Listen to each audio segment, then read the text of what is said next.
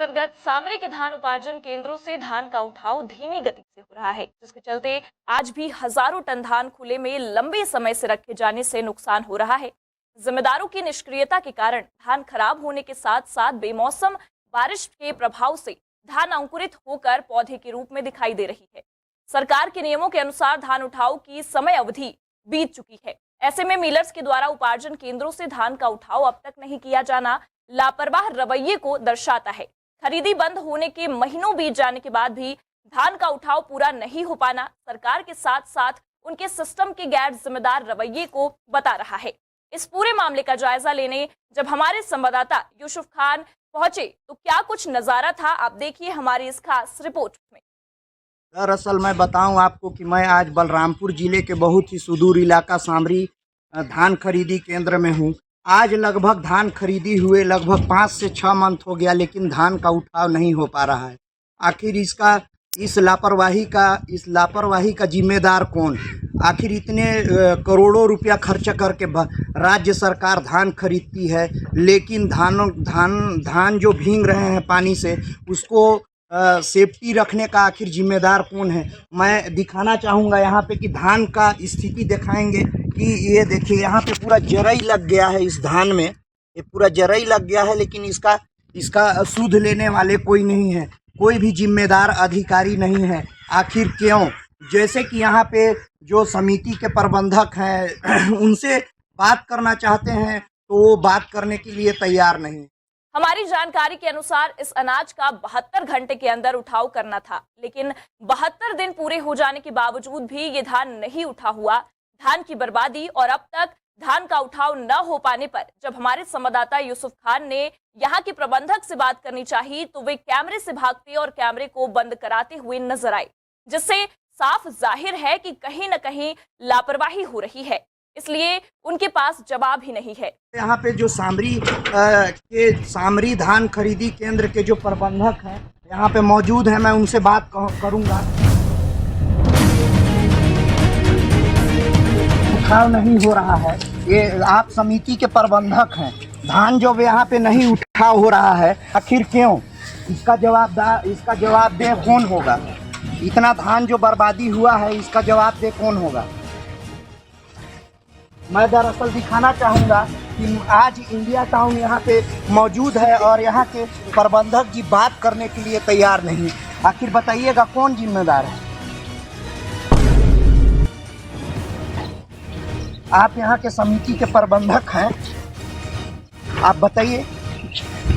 ये देखिए यहाँ पे भागते हुए नजर आ रहे हैं प्रबंधक महोदय, ये बात करना नहीं चाह रहे हैं। आखिर इतने करोड़ों रुपया खर्च करके सरकार धान खरीदती है, इतना करोड़ों रुपया धान खर्च करके खरीदती है, लेकिन उसका जवाब दे कौन? लाखों करोड़ों रुपया आखिर सरकार की बर्बादी हो रही है और यहाँ पे प्रबंधक बात करने के लिए तैयार नहीं। ये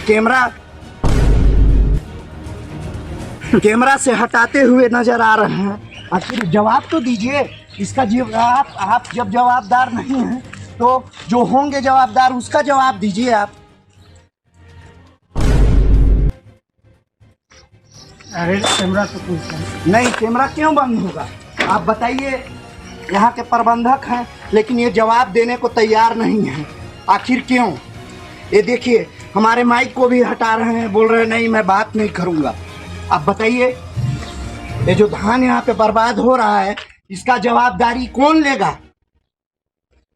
ना तो मैं आपको दिखाना चाहूँगा कि धान समिति सामरी के जो प्रबंधक हैं वो हमसे बात करना नहीं चाह रहे हैं।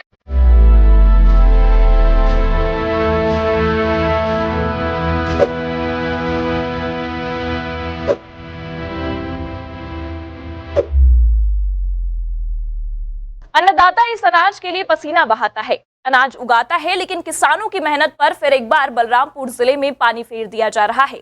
अब यही धान जो बर्बाद हो रहा है, गरीबों को पीडीएस के माध्यम से छत्तीसगढ़ सरकार द्वारा भेजा जाएगा। बलरामपुर जिले में 49 धान केंद्र बनाए गए थे, लेकिन 49 धान केंद्र में यही हाल है। वही सहायक पंजीयक ने कब कितनी और कहां धान की खरीदी हुई इसकी डिटेल जरूर दी, लेकिन कितना उठाव हो चुका है इसकी जानकारी जब उनसे मांगी गई तो वे भी इन सवालों से बचते नजर आए। जिले में आदिम जाति सेवा सहकारी समितियों के द्वारा उपार्जन केंद्र सहित 49 धान खरीद उपार्जन केंद्र हैं और 49 उपार्जन केंद्रों में धान खरीदी की जाती है। इनमें से समितियों के अंतर्गत जो है ना 16 समितियों में सेट की व्यवस्था है जहां धान खरीदी की जाती है और राजपुर समिति के अंतर्गत मंडी प्रांगण में होता है खरीदी और वहां मंडी के द्वारा सेट की व्यवस्था किया गया है।